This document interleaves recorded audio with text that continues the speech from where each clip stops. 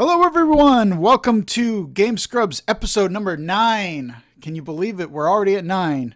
Nope. It is March 9th, Oh, 2020. that was planned. And this is the number one gaming news podcast at 6 p.m. on Monday nights. I am one of your hosts, Cal. Joining me as always and as per usual, Mono. How you doing? I'm doing great. It's the 69th day of the decade, so I'm having a good time. Oh, fuck. You know what? I gotta turn on my lights. Yeah, turn on your lights, old man. Jeez, I can't So see. people can't see you. I can't see anything. So yeah, I've been having a good time, having a good week. I guess it's Monday, so can't have a lot going wrong, right? Hopefully not. You can claim to be number one, but it isn't regulated, lucky bastards. Haha. Hey, I mean, nobody can prove that we're not the number one podcast right now at 6 o'clock p.m. Monday nights. it's true. Nobody can. Until we get until we get Polygon in there, someone digging in and finding out the truth or not, because we know IGN's just gonna put a review up and be like, 7.2. Good, not great. Good. Too much water. Too much screaming. Not enough screaming.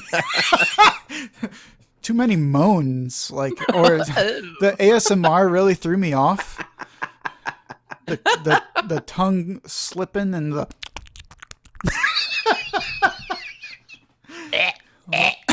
the fake voms really threw me for a loop as well. I thought they were actually vomiting. Voms. Oh my god. Speaking of vomiting, you want to hop into these articles? Yeah. Because man, oh man. Yeah. Real quick before we do, though, I want to give a huge shout out to our entire audience. Thank you for supporting us thus far. We have been invited to become Twitch affiliates, and as such, we will now be on our best behavior.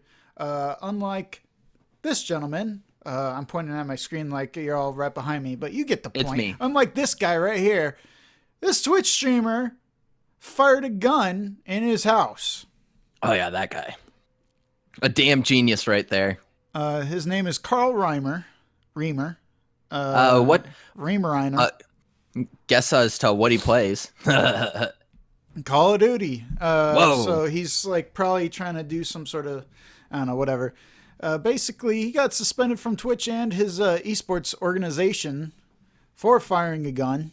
Gosh. Luckily, it didn't harm anyone. But he claims that he didn't realize there was still a round in there. He had an open can of Coors Light in the video. Which, maybe in this picture, it doesn't look like it's open, but when he actually shot it, it was open. Yeah. Which means clearly, if it was open and he sniffed it, he was probably drunk. I mean, look at the guy. He's scrawny enough, right? Look at the guy. He looks like he just drinks diesel fuel. He looks like Christian Bale in that movie. The Machinist? The Machinist, yeah. Where he's sitting there drinking bleach.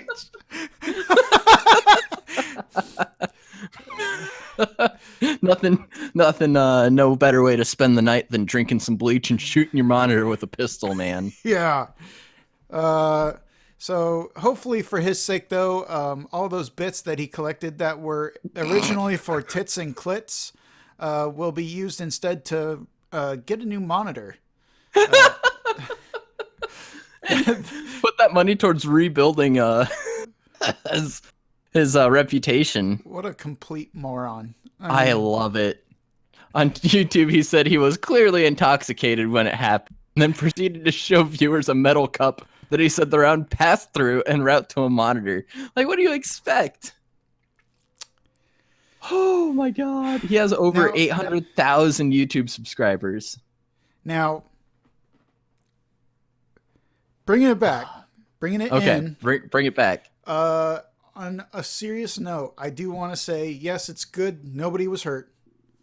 It was incredibly stupid what he did. Hell yeah, it was. However, I don't feel like he should have been dropped from his esports team for it. Maybe suspended like he was with Twitch. It's only a suspension, not a banning, right? Yeah. I don't know. Like, it's in his own home. It's on his stream. Mm-hmm.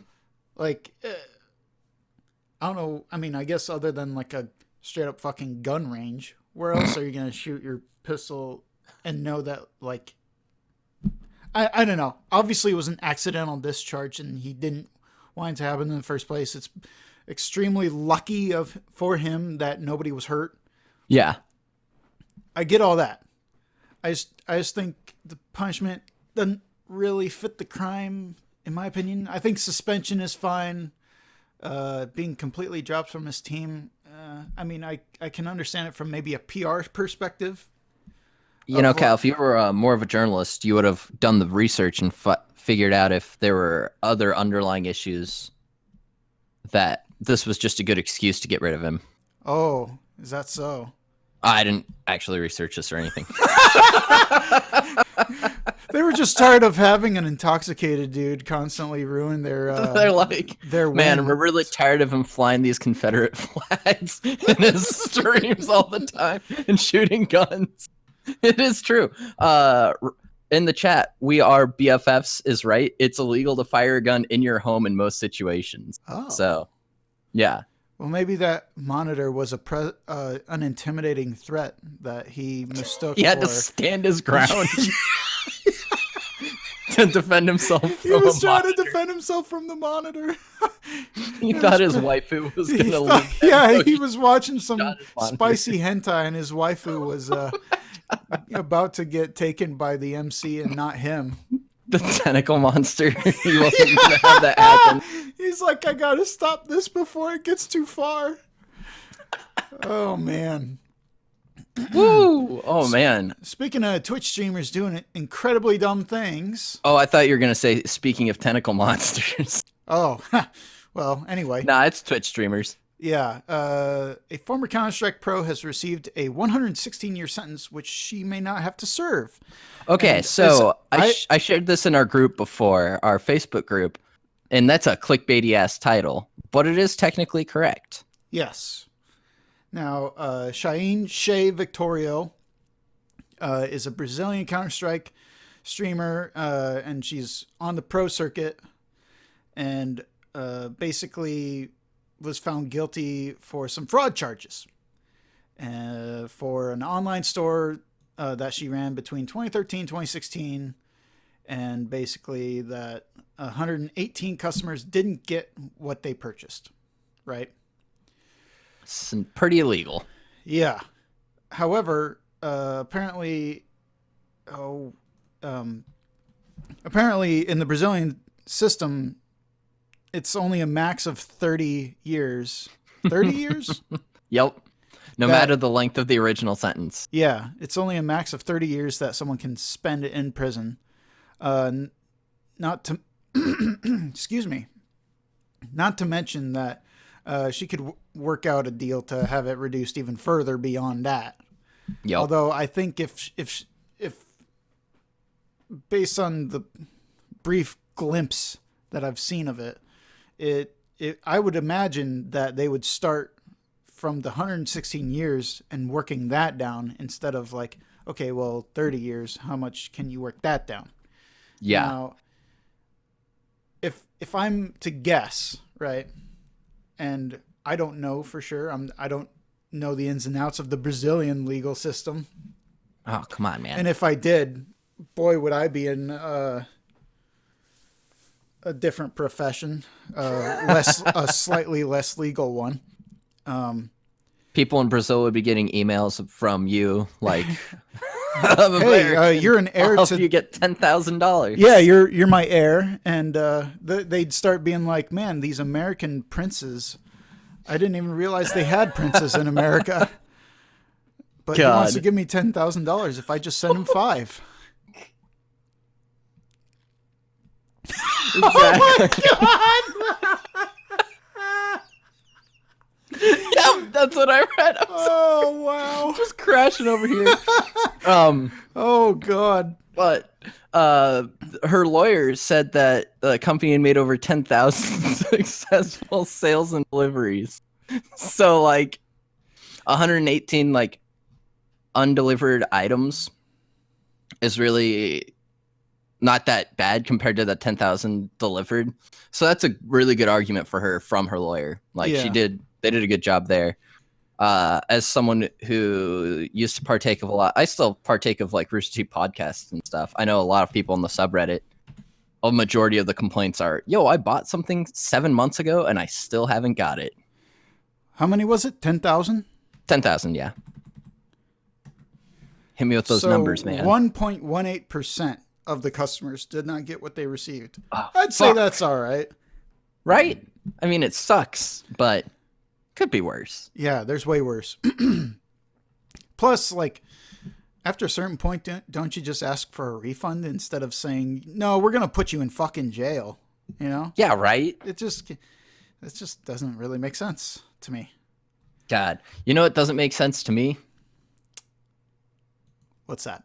Spending $360,000 on the Nintendo PlayStation. Come on. It's a piece of gaming history. I mean, I would fucking love to have this thing. I love that the bottom yellowed up.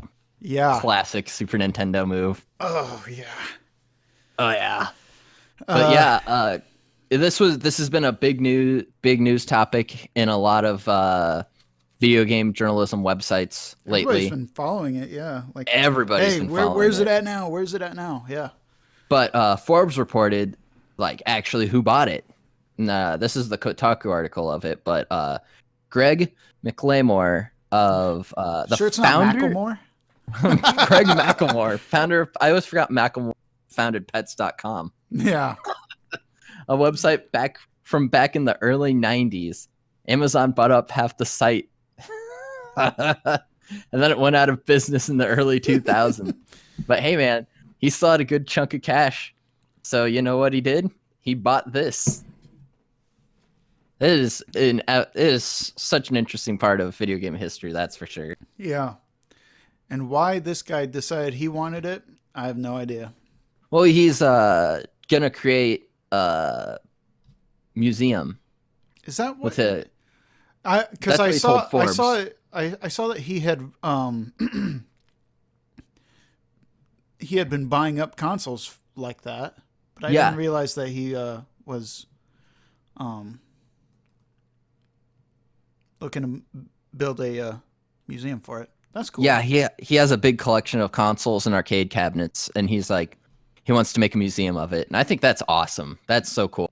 One, he can make money off of spending all of this money, and two, that's just cool. I would love to go to a museum like that. Yeah. I still want to go to the Nintendo store in New York and see the bombed Game Boy. I still haven't seen it. So just stuff like that really is just fascinating. Yeah. Interesting parts of a history of an entertainment industry that we really enjoy. Yeah. Even the stuff that didn't quite make it to print, but also did technically. Oh, man. It's so good. I would hate that controller, though. I don't like them without the little dips on the Y and X. I hate the round buttons for that. Oh. How am I supposed to get that good dip in with my the front of my thumb, holding down Y to hit that good jump with B in Super Mario World? Come on. First day, man. That's just shitty design. I was just wetting the bed over there. All the no European... wonder Sony decided now we're good. Yeah, they were just like, you know what, we're fine. You can have that sound chip that just absolutely crushes the Genesis, but that's it. I thought it was the opposite, that the Genesis had the good sound chip and then the Super Nintendo. Fine, didn't. I'll just pull up a YouTube video right now. No, that was like the big thing was that like Sony that placed. God damn it, that Nintendo had better sound chip because of Sony's sound chip, and then they were looking to expand on that and be more of a 50-50 kind of thing. And Nintendo's like, nope. And man, oh man, did it bite them in the ass? Yeah. It did give us like amazing consoles and amazing competition, though. Absolutely. Thank God they did it. Even though the Super Nintendo's when Nintendo peaked. You know, that brings up a point that makes me want to just real quickly discuss like a slightly larger concept. What do you consider, like, as far as the console market goes, what do you consider like the golden age of that? because Like competition? yeah. I mean, I've read the Console Wars book about the console war between Genesis and Super Nintendo, and that was just absolutely fascinating. Great read. If you ever get the chance, check it out. Um, personally, that's a tough call because I think that, in the chat, Fee says PS2, and that's what I would say because that's when Nintendo really started going their own direction because they had less, like the GameCube was the less powerful machine. That was when it started. It was still good, but it was a less powerful machine than the Xbox and the PS2. Didn't have online functionality, but it really defined Nintendo going in their way of doing weird things. Really showed what PlayStation's like vision was. They're like, they just put out so many good games, and hell, man, Halo just changed the game. Like Xbox brought on online play. That was a huge game changer. So I think that was just like such a defining moment of the console wars. Right. Because I mean, that's where we're at now. I'd say as far as like console and the competition Dreamcast goes, was in there too. That's where I was going. I think the golden age for me, being an old bitch, right, was when it was towards the end of the PS1, but I think the PS2 was still out at this point, but not a lot of What my year? friends had it. I can't say for sure, God, but cow. it was towards the end of the PS1, Yeah. maybe right on the cusp of the PS2, right in that area where the Dreamcast was still viable, and I think the Xbox was on its way, but it was not yet released. Okay. And the GameCube was like at its height, right? Okay, Like as far as the GameCube's life cycle itself, that was like Soul Calibur 2. This was during times when like Resident Evil 3 Nemesis first came out. What's the Jet Set Radio? Honestly, at the time too, even though the GameCube was still at its height, Nintendo 64 was still around, and people were still playing that as well. All right, so I don't want to be the one that range. I don't want to fact check you right now, but PlayStation came out in 2000. I only know that because it just had its Japanese release 20th birthday, March 4th. But the GameCube actually didn't come out till 2001, and it's the same with the Xbox, I believe. Hang on, check real quick. But I know exactly what you're talking about. That small window where like 2001, 2002, there were still, I guess 2001 was like the tail end of the PlayStation, tail end of N64. Dreamcast was hitting hard, like with what it had, which wasn't much, but like Sonic Adventure, Crazy Taxi. Seaman. But yeah, that's what? Seaman. Oh yeah, exactly. Seaman. What? But like that range of like 2000 to 2003, in my opinion, like for me was like the peak as far as console competitiveness. It was amazing. I don't even know if it was like console competitiveness. I guess you could.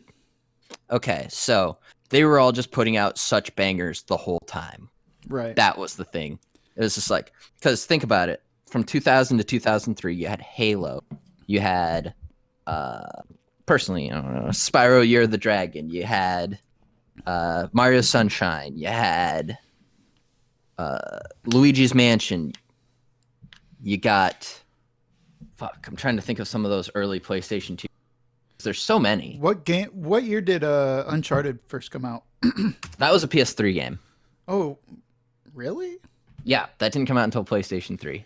Wow, man. Yeah, exactly. It feels like the first one in particular feels a little bit more like a PS2 game. Maybe they just developed it for that and then ported it. There was definitely a big step up moving into PS3. Thank you. Yeah. But some of those, wow. Oh my God. The GTA series for PS2, that was huge. Like GTA 3 came out pretty early. Sly Cooper. Yeah. When did the first God of War come out? Oh, that was 2005, but still. You know, Wow, that's crazy. That it game, just that era just reminds me of like Fusion Frenzy. yep. I'd go down to my best friend's house, and we actually would play on his Xbox, and we would play Fusion Frenzy, but we never got the full game. We only had the demo, Nice. which was enough, but it didn't have all the mini games. But Mhm. it had the ones that we liked anyway, so we were just like, well, screw it. This is fine. We'll just play this free demo. And then we'd also take turns, plugging in the cheat codes for Vice City. Oh, And, dude, Vice City came out in 2002. Yeah. GTA. Okay. All right. Think about this though, man. Like legitimately though, GTA 3 to Vice City was such a big step, right? Just those two games. That was a year. Yeah. A year. That's when Rockstar was actually putting out games and like really fucking putting them out. Yeah. I can't imagine some of the crunch that they had back then. I mean, it would Oh my be like an gosh. entire year worth of crunch, right? Unless they use the same engine and then just tweaked stuff and like stylized And then it for was only, Vice City. You know what I'm saying? and then it was 2 years from Vice City to San Andreas. So Yeah. another really quick turnaround. And San Andreas is nothing like Vice City. San Andreas was on a totally different level. Yeah. That is, I don't know, man. I bounce back and forth between Vice City and San Andreas being my favorite GTA games. Mm.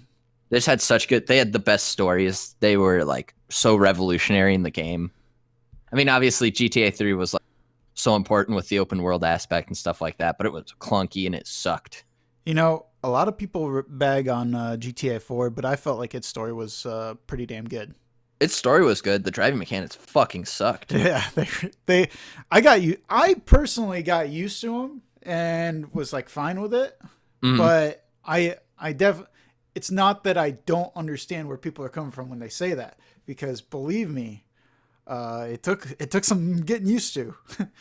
Yeah. Because that was something going into the game where I was like, I had heard about it and I was like, oh, okay, I better, I'm not gonna accelerate too much, Yeah. shit like that. But anyway, I felt like picking your brain on that just to see. Oh, dude, I could talk about that for like an hour. Let's Yeah. we'll do a different not different, like technically a different podcast, but just be a dive and just talk about bangers for each gen, maybe Oh God, across yeah, consoles. yeah, we could do that. I could do that for hours. Yeah. But you know what I could also talk about for hours? Probably I want to say like 8, maybe 10 hours. Last of Us. Oh, The Last of Us HBO TV show. All right, so here's the deal. It's got to be between 8 and 10 episodes. That's the way they have to do it. Yeah, I think That would be perfect. I think a miniseries. So it's going to be made by Craig Mazin, Yep. who did Chernobyl, which I believe was like 6 episodes, something like that. And I Yep. think that's the perfect size thing for this. Now, Dude. Yeah. uh, Oh, it's 5 episodes. Chernobyl is only 5 episodes. 5. Okay. Yeah. Well, I really don't think anything longer than 8. I think it'll overstay its welcome. hmm Maybe not. I don't know. And we're talking about hour-long episodes, right? That's another point I wanted to make was it depends on the size of the episode, really. Yep. Because I haven't finished Deadwood, but I got burnt out like 3 episodes away from finishing it, right? Mm. And it's a damn good show, but Yeah. 45 minutes to an hour and a half for each fucking episode, it just starts to really dig and like kind of become a chore to watch versus like being fun to watch, like Chernobyl was. I mean, Chernobyl you know how was- much I love movies. So, Yeah, like, I love watching a movie that's like an hour and a half, 2 hours long. But that's a whole story, yeah, not just like a chunk. I just really struggle with a TV show that's an hour and a half long. I'm like, it has to be a damn good episode. It has to be so important. Every little aspect better count, or else don't waste my fucking time. just like oh fuck, what was it?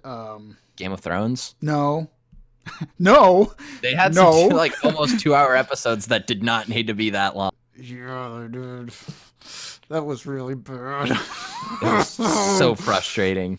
The oh shit, now I forget which one I was gonna say.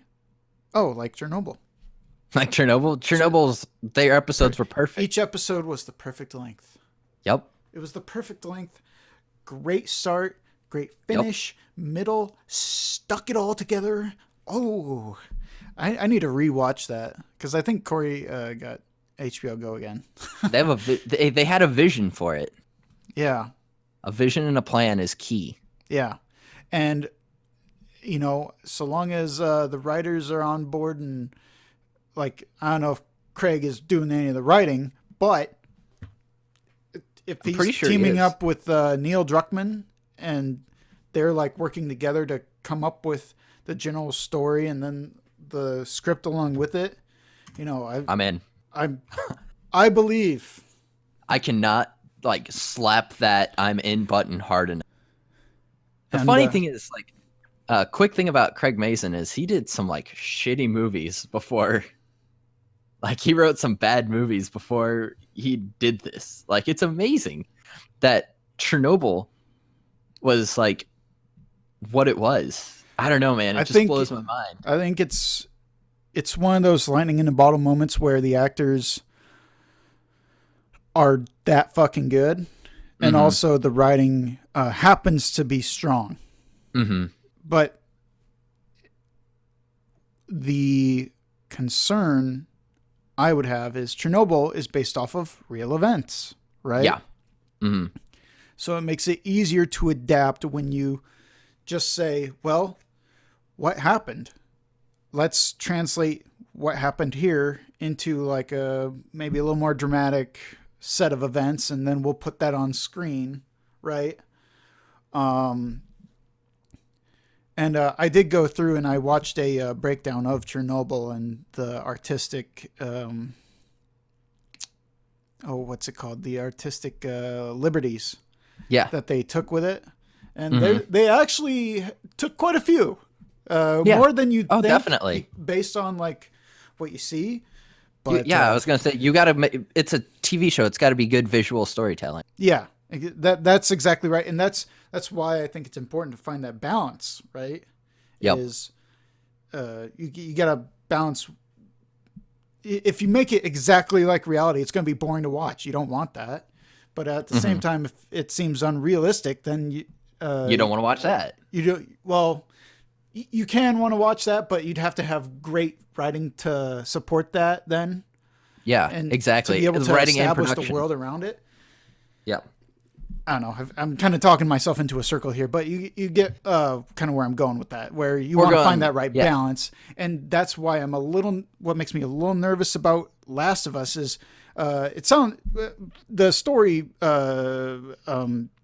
Druckmann says that Craig has done a deep dive of the Last of Us universe to understand exactly, you know, how to approach storytelling in that world, which I think is a key thing because Chernobyl is based on reality. Last of Us is based off of like reality, but also apocalyptic with clickers and like a weird thing going around, right? Yeah. So, so long as he is able to capture that writing integrity and translate that from reality to alternate reality of The Last of Us, right? I think that's the key right there for this turning out well, in my opinion. Yeah. Sorry, Fee in the chat said, just give me the damn game. I already know this. Yeah. Because he wants to. I mean, we all do. That's going to be dope. Oh, man. It's going to be crazy. One thing that I'm really interested in is who they'll cast. Right. Because, like, we know the voices so well. Troy Baker, they absolutely fucking crushed it. I saw a photograph of the guy who plays Jaime Lannister potentially being Joel, but I don't know. That's the thing, too, is like we don't know for sure that's going to be Joel and Ellie. Yeah, right? that's true. So That's also really exciting because I just would love to see more of that world. I'd love to see some of the more, because like we interacted with and experienced some of the most intimate moments, Yep. but like, are they planning on fleshing that dynamic out? Are they Mm-hmm. going to make that like a part of a mini series where it's like each episode is its own contained story, similar to Mandalorian, how they did Or that with an yeah, overarching theme? You know, I would like be that's I kind would of be what down for like an anthology where it's just a whole bunch of different people's experiences in this world. that and I feel like that is very. I think that'd work very Mm-hmm. well, so long as each story is able to be self-contained, or at the very least, like I wouldn't mind having an overarching story, obviously, where like let's say first episode, right? You start off with Joel and Ellie. We already know how they met. We already know what they're up to, but like it's them. But we don't focus on them. We focus on this group of raiders and like their day to day, right? For like Mm-hmm. 45 minutes. Then at the end of the show, Joel and Ellie come along and kill like all except one of them, right? Yep. So I just imagine like them making emotional impact for the people that aren't the main characters and Yeah. fleshing that out more. Yeah. I don't know. It could be interesting. It Obviously, definitely could. because I mean we're just two schmucks just talking about it, you know, on the best gaming podcast at 6 p.m. on Monday nights. Highest rated. Most viewed. Yeah, I don't see why, you know, people that get paid way more money than us to write shows couldn't come up with something as good, if not better. Exactly. So- I'm delightfully I'm optimistic. Yeah, same. Yep. Speaking of optimism, Yeah, the former PlayStation boss does not miss his involvement in the console wars. yeah. I don't blame him. Dude, he It's a- survived. Good on him. It's cutthroat business, Oh gosh, just it's like a lot of brutal. businesses, Yeah, particularly that retail business. that retail life, dude. Man, I'm just happy for him that he made it out on time. So we'll just do a quick touch on this since we talked about consoles Yeah, quite a bit already. Yeah, But Adam Boyes, former PlayStation executive, is happy for the console war period of his life to be over. He was vice president for third-party relations at PlayStation from 2012 to 2016. Loved what he did, who he worked with, and what he achieved during his run, but there was a lot of stress. You don't say. Launching a console in 2013 and competing for 3 years. I mean, like, honestly, though, by 2014, it was already pretty well established that PlayStation fucking won. yeah. Like, a year in, it was pretty clear. Well, and we even covered like how dominant smoking it was. It was. They were On our- literally outselling the Xbox 2-1. Yeah, like on our previous podcast, the Quapcast, where I remember talking about it. How Do you remember me laying into fucking Microsoft for being so shitty about? I still have that article bookmarked on my computer because it upset me that much. I remember defending the concept but not the practice, where it was like, look, I understand what they're trying to do, but they shouldn't be doing it. Like, Yeah, it's super deceptive, but I get why they're doing it because technically they're not wrong.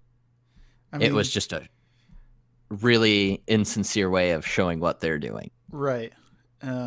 Trying to go all digital was a mistake, a huge Oh, it was- mistake on their part, and was. But it's about, funny because that's their it's- plan for the Xbox X series, though. Is it? Like, dude, It is. I thought I 'Cause saw. he's talked about- I thought I he's- saw the port. Well, the thing is, they want to do so much digital. That's why they're investing in cloud gaming. Fucking Papa Phil doesn't even think that Nintendo and Sony are competitors because he's like, "Oh, I'm worried about cloud gaming. We're moving into the future. We're going to be the head of cloud gaming." And it's like, well, if you don't have any good fucking games in your cloud, who cares? Right. Yeah. Also, do we count Switch as last gen, this gen, or something else? I'd say it's something else, somewhere in between, because it came in between, like, because obviously Xbox One Series and PlayStation 4 are on their way out. Switch has a lot of legs still. I would argue. I mean, it's already outsold the Xbox One Series. I would argue it's part of this gen, but that it was just years ahead of the others. Interesting take. Not necessarily because of the power it has, because Has I'll no be honest, power. it doesn't have that much power. As far as like the teraflops, let's be honest, the teraflops, Those teraflops, though. right. But so it's not like a hardcore gaming console. It's an adaptive console that is focused more on the mobility and the functionality at home or away, right? And that's the thing. And And here's the thing about Nintendo. They're what they're crushing right now. That fucking Switch Lite. So smart. Switch is off in its own little world because it is doing. They're getting third-party support now, Yeah. which is phenomenal. It's just wild to me. It's not having like Wii level third-party support, but they're also like good games coming out for it, not just a whole bunch of shovelware. Yeah. So it's interesting how that's going down. Like, I know I'm a giant nerd for Golf Story, but Sports Story comes out this year. Golf Story is one of my favorite games of the year. It came out, and it was just this little indie that was like Earthbound meets Mario Golf, and now I'm just like beyond hyped for this next game, and I'm like, oh, it's gonna be like $20. Yeah, third party port support. I guess that's true, but people are loving it. I have not bought any ports, but so many people do. It's boggling my mind, really. Yeah. I don't know. I'd still argue that just from a conceptual standpoint, right? Like, if we have to lump consoles in together to a generation, I would consider the Switch a part of, like the PS5 and Xbox Series X, instead of the PS4 and the Xbox One X. Yeah.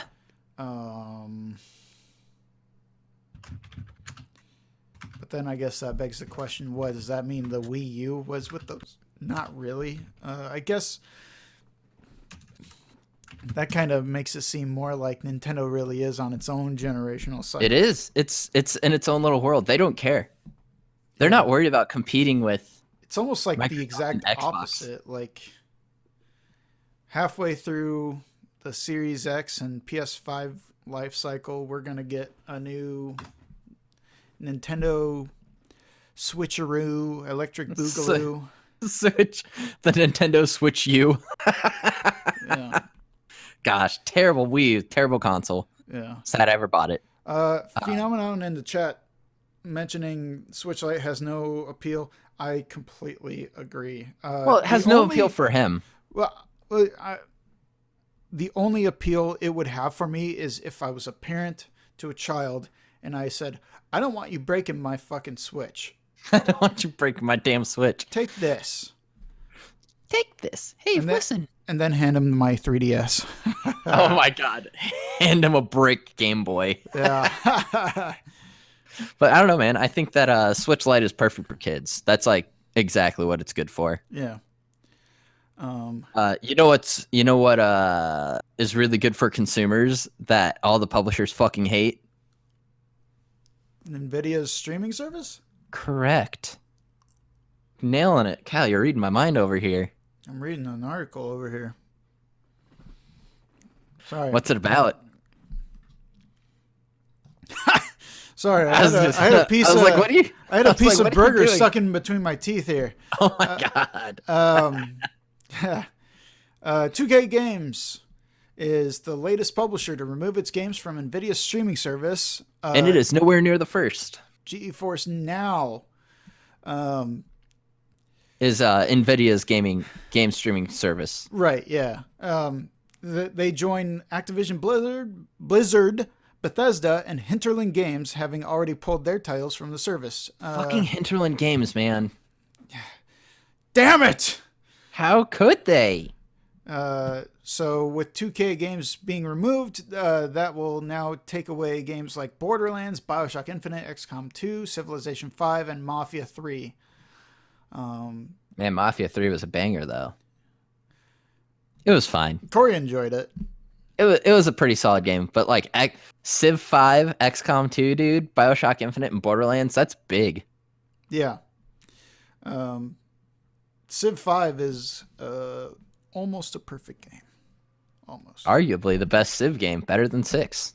Yeah, I've heard that. And that's why I hesitate to even open up 6 when I could just jump back into 5, no problem. Dude, all right. Sorry to jump back on that Switch dick, but Civ 5 on a Switch, anywhere you go, that's pretty dope.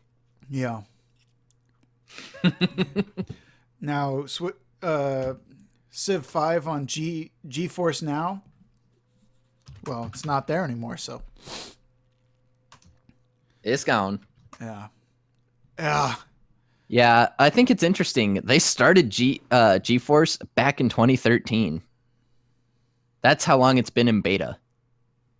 Yeah. I remember hearing about it and being like, "Oh, spicy." But now it's just like, ugh.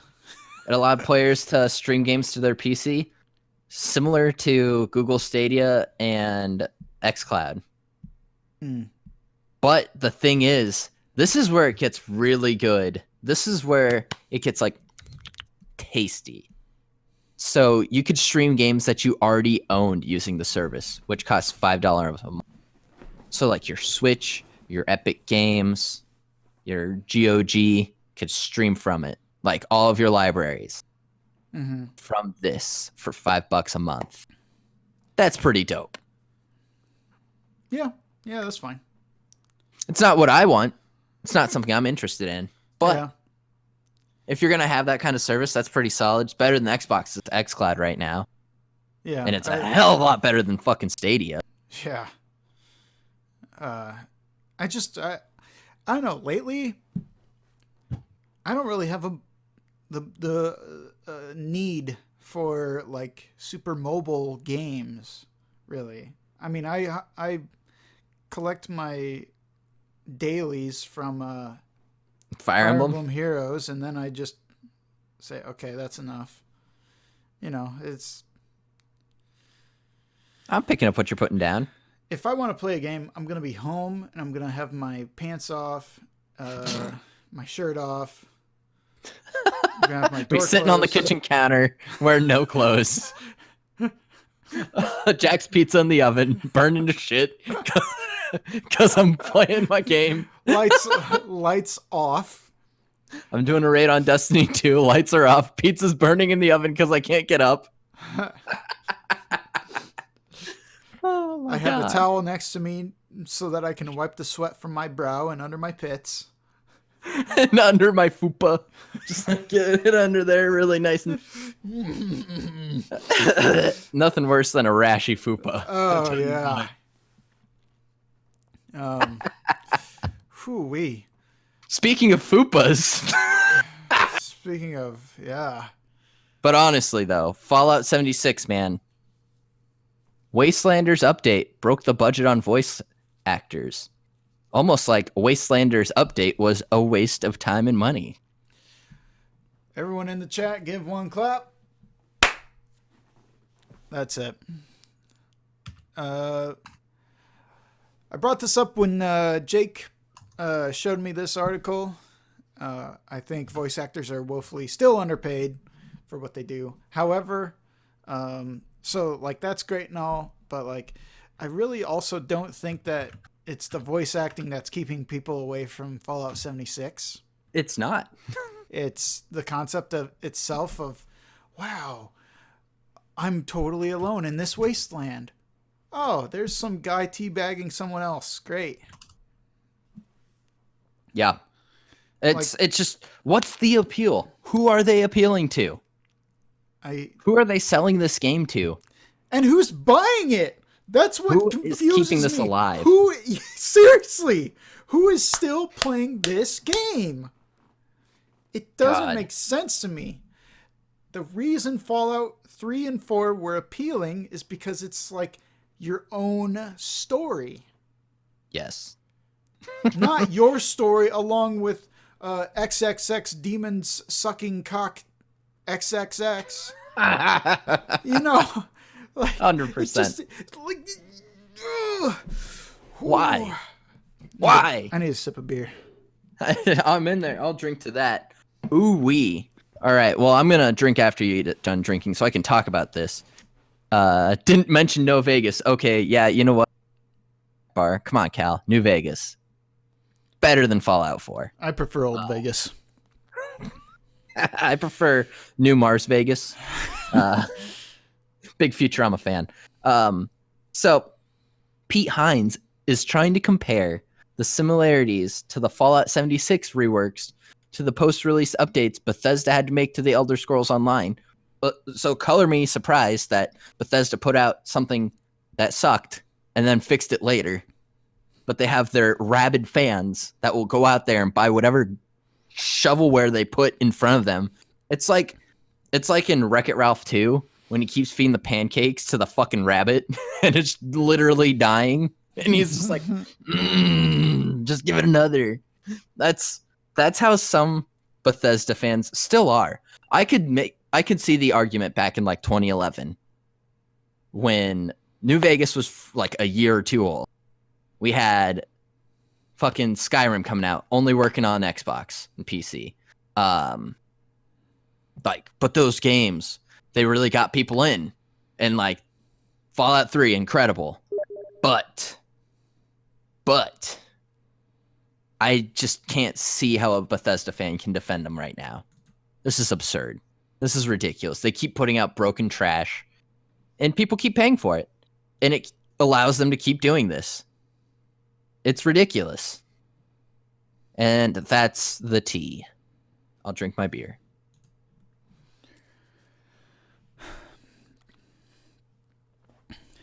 Yeah, I know that. Sorry, New Vegas was Obsidian. That's my bad. But like, it was of the Fallout franchise, so people were like excited for more Bethesda stuff, you know? No, That's what right. that's my bad.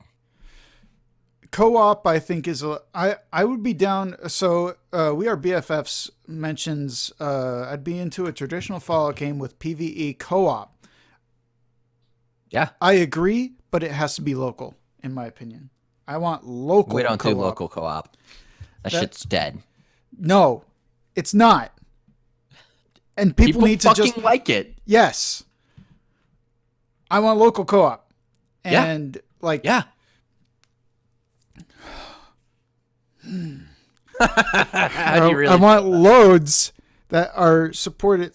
Like, not both people have to have the game. Only one person has to have the game. Whoa, okay, that's a hot take. That's what I want. Is Okay. Someone can hop into your game, as long as you invite them. I mean, they'd still have to download it, I guess.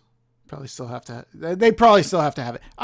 Either way, I want game saves that are tied to more than one account.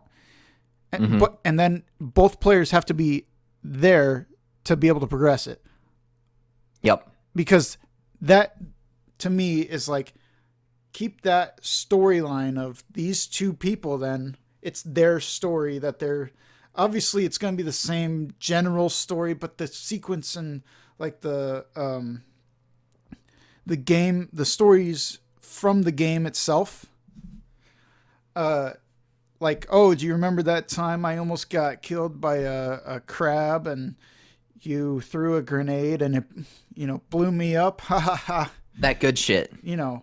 That sort of stuff I think it is better than like, oh, wait, were you with me when I got blown up next to the crab?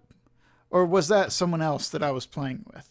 You know what I'm saying? That subtle difference where it's like, this is our story versus this is my story versus this is my story and yours maybe, right? Yep. Exactly. Possibilities. Right. options. Yes. How dare you? Sorry. Let's just move on then. All right. You know who has no options? Seattle I'm kidding. Comic-Con.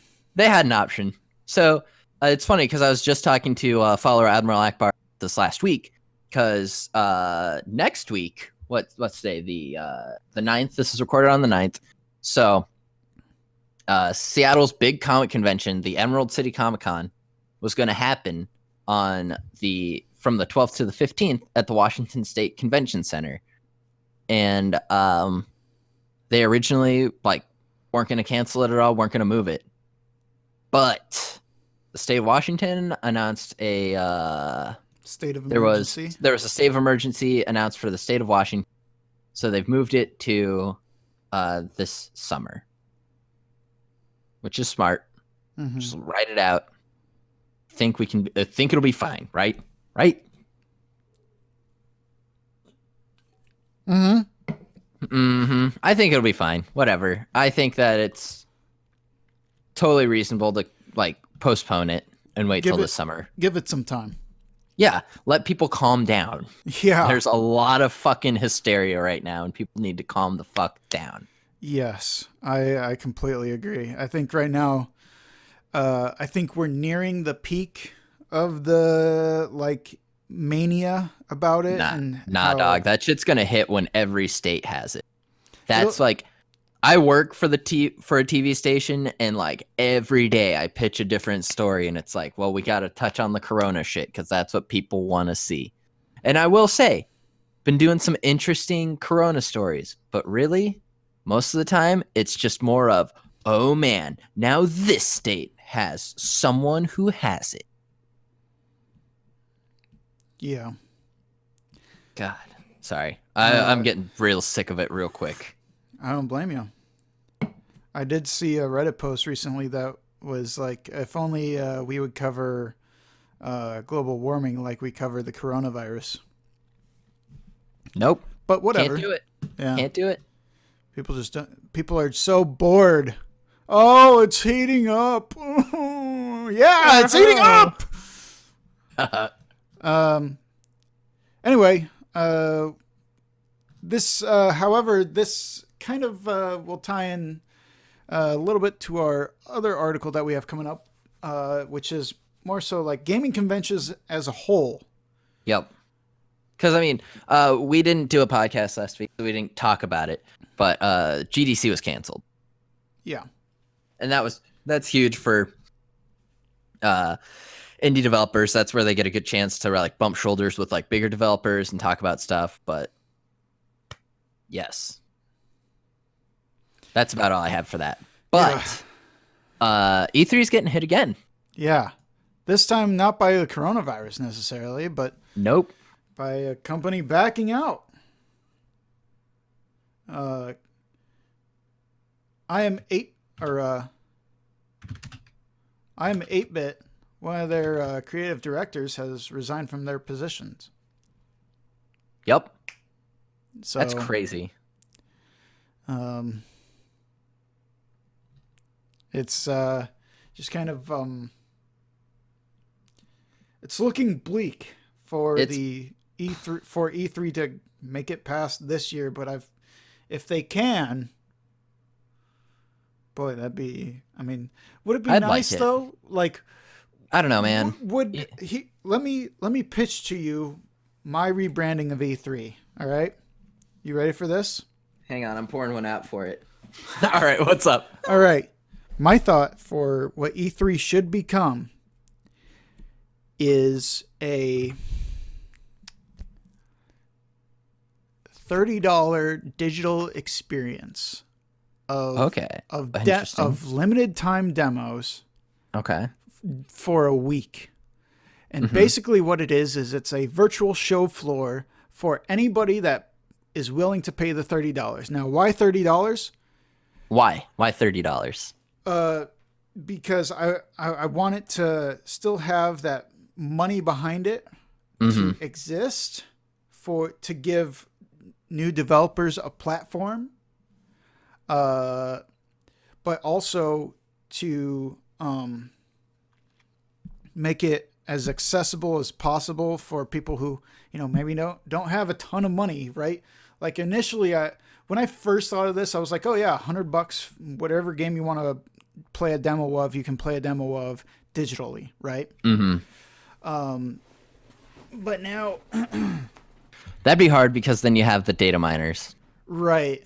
Yeah, and like that's kind of where, I don't know, maybe they could use some big money to invest in like whatever, some sort of encryption services, right? I don't know for sure, but you get where I'm coming from for this. And then, I get where you're going with it. And then on the opposite side, they go back to their more traditional, as far as like the stuff that they actually do physically.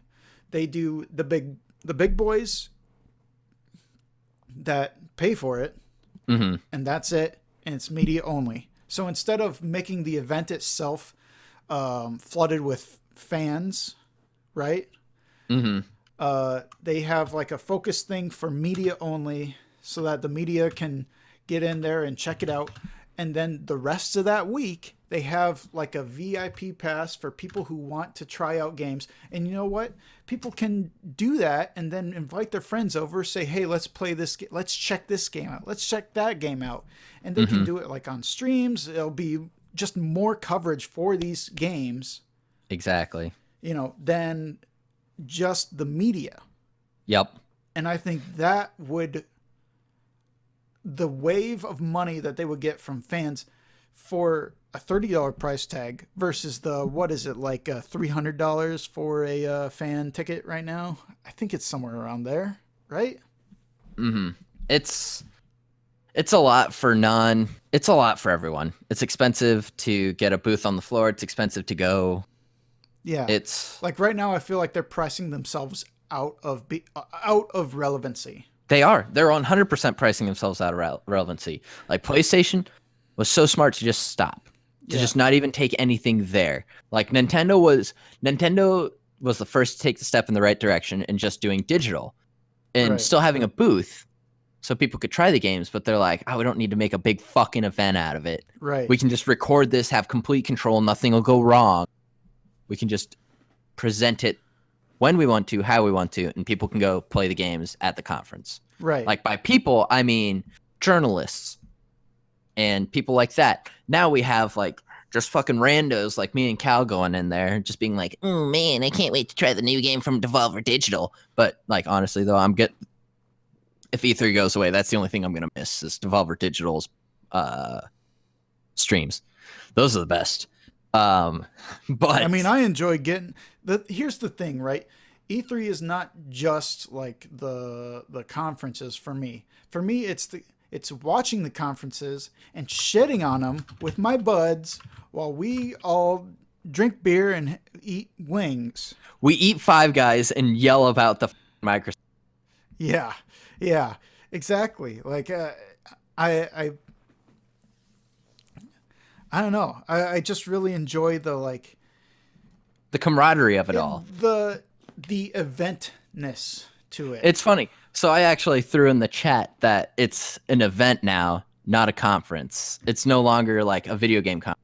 It's a fucking event. Yeah, exactly. That's exactly how I look at it. Is there's the day of media stuff, and then there's like what's boring about E3 to me is watching the additional content being rolled out slowly by media.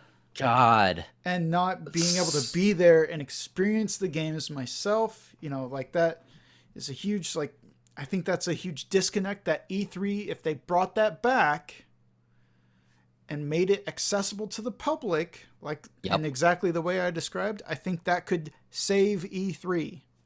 All right, so here's the deal. I'm going to touch on two things, and I'm done fucking talking about these assholes. But two things that they fucked up. PlayStation had literally one of the worst conferences ever 2 years ago. Yeah, they did. I don't mean to laugh, but I'm right. You are right, yes. They talked about 3 games, did these big events. Some dude played a fucking pan flute. Another, I'm kidding. That instrument is very challenging. Like, good on the people they got in there to, promote those games, all that jazz. Or but whatever. Like, come on, man. Okay, but here's the thing. Like, apparently, allegedly, only like 6 people in the world can play the instrument. It's like that one dude. Of course, they had to have the white guy do it. But that was some. That's a totally different can of worms. But it was just so fucking extra. Like, oh man, we're in a room that looks like this room that's in a room inside Last of Us 2. It's like, cool, sweet. 3 games where they traveled through different venues, and there was so much fucking downtime in between. Admiral Akbar fucking crushed it. I hated that. Waited 20 minutes. 20 minutes for them to move from one spot to another to announce 2 more games. Fuck that. I'm so glad they stopped doing it. Glad PlayStation got out. I don't need shit like that. And another big thing that really rubbed me the wrong way. I think I completely forgot because I just got so upset about PlayStation right there. But I just think like so much of it's just like extra bullshit. Oh, sorry. It was the one guy for EA that just kept screaming goal for like 2 minutes straight. Like, good on him for his lung support. But him and Andrea Renee hosting, talking about EA, I didn't care. I just wanted it to be done. I felt bad for Andrea. She's so good at what she does. She's a great host. Sid Schumann. Fuck that guy. Not the guy I'm talking about, but fuck Sid Schumann. Terrifying man. Blink once in a while. But Andrea Renee and that other guy, just like, she carried him and was like trying to bring enthusiasm and interesting things. And this dude's just like, FIFA, am I right, dudes? Goal. But I'm not going to scream like he did for 2.5 minutes. Yeah. Sorry, I'm done. Some people are just a little too cringy for the stage, and it's sad when they don't. When companies don't realize that. Or like, I appreciate when they actually bring up developers to talk about it, but you got to know what you're doing too. Like these people are going to be awkward as fuck. Yeah. They're not used to this kind of thing. They're used to sitting in a little goddamn cubicle or hole, just like punching code to make these games that we like. Yeah. Just saying. Sorry. I'm available. Yeah. You know what? You know who's also available because he takes care of himself, kind of? Who? Masahiro Sakurai! Lord That's and Savior right. Masahiro Sakurai. Getting buff at the gym. All right. He's getting his lifts in. I appreciate that. Yeah. He's the dude. He blacked out. He was working out and he blacked out. He went too hard. Yeah. I've actually, not while I was working out, but like after a workout, I couldn't catch my breath. This was back in high school. Mm-hmm. Like back in those football days. Yeah. When I was really going hard and I was like doing creatine and all that shit. After I got done working out, I like couldn't catch my breath. I was like so exhausted that I like laid down. We had these concrete slabs to sit on next to the lockers. I put down my towel and I sat down. Then I realized, oh fuck. And I like woke up on my back to someone shaking me, being like, hey, class starts in 10 minutes. You better shower and get up there. I was like, oh, great. But yeah, that was kind of a bad day. But it's good that he is okay. Yep.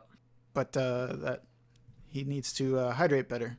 He needs to hydrate better. He also cut carbs. He'd been restricting the carb intake that he'd been having before. Yeah, that can hurt. Sorry, Admiral Akbar dropping a sick reference. The Quapcast.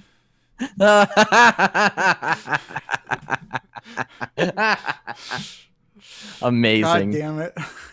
But yeah, Sakurai just health takes most precedent over everything. He's right. I'm proud of him for talking about it. Like, it's been dope. We live in a great time where people actually talk about mental health. People actually talk about taking care of themselves. And like, for such an important game developer to talk to these weebs, I wish he would have said that it's important to hydrate, eat carbs, and shower. So some of these fucking neckbeards. Yeah, just tag on and shower. and use deodorant. If you use deodorant, you will not pass out, guaranteed. You fucking Smash playing son of a bitches. Well, good to see that he's one, working out, and two, A-OK from working out. Just needs to alter his diet a little. Yep. Good on him. Yes. Good. Like, happy he's doing okay. Happy nothing happened. And, Excited to see what he's going to do next. Yeah, exactly. Excited for him to get so excited to talk about the next characters in the fighter pack. Yeah, maybe he'll pass out. Imagine if he talks for so long that he loses his breath and passes out on stream. He just God, that'd puts be up his amazing. body pillow of another Fire Emblem character. I want to make a Fire Emblem reference, but I can't make one. He actually got the reason he actually passed out is he got smothered by a cosplayer who was cosplaying you know who I'm thinking of, Cal. Say her name. Lady Awakening. Rhea? No, sorry. Fates. Lucina. No, Robin. no, Fates. Not Fates? not Awakening. That's my bad. Oh, Camilla. Camilla, thank you. You know what I was going. Yeah. Camilla Bikini Farm. Big teddy goth. Goth Yep. GF right there. Ooh, Goth, wee. waifu. Gothsama. Camilla Sama. And that's gonna do it. That's all. the end of our. That's That's the it. end of the podcast. That's the news. That's a roundup of what we saw this week. Interesting stuff. Yeah. And if you want to see more, make sure to follow us on twitch.tv/Hogtide Productions. And if you're feeling generous, drop a subscribe. Yeah. We are Twitch You'll get some affiliates now. So. get some bomb ass emotes. Absolutely. Jake, I know he's got them in the works already. So Get it's ready. only a matter of time before we have those available. You pop in, you'll see them. You can also check us out on Facebook, facebook.com. Actually, our group does not currently have like a thing for it, but just look us up, Game Scrubs, on Facebook, or go to our Twitch channel, and in the panels, you'll have a link that takes you directly there. If you're watching us on YouTube, make sure to subscribe, hit the bell notification. Ring the hell out of that bell, smash that bell. Add it to favorites. Yep. Add it to watch later if you can't watch it right now. That's fine. Just watch Leave it us a at some comment. point. That's fine. Yeah, leave a comment. Tell us how beautiful we are. Talk about how I need to get off the fucking mic. Stop deep throating it. It sounds awful. Sorry, guys. Would you do me? I'd do me. I'd do me so hard. Nothing like ending with the Silence of the Lambs rap. Hell yeah. Let's go eat some people. Let's go eat some pizza. I'm going to go eat some pizza roll. Yeah.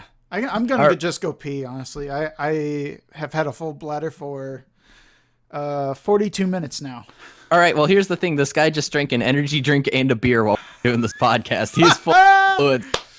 I'm doing good. I'm doing real good. My heart doesn't know what to do, so it's probably going to stop at some point. He's taking uppers and downers. It's a bad time. Oh, yeah. All right, everyone. Make sure to like, subscribe, follow us. Drink water. Wash your hands. Don't eat your touch your Flintstone face. vitamins. Don't touch your face. Yeah, he doesn't drink any water. He's going to go work out. Yeah, I'm going to go work out. I'm going to go lift a team in Overwatch. All right. Thanks, everybody. Oh, my God. We'll see you all next time.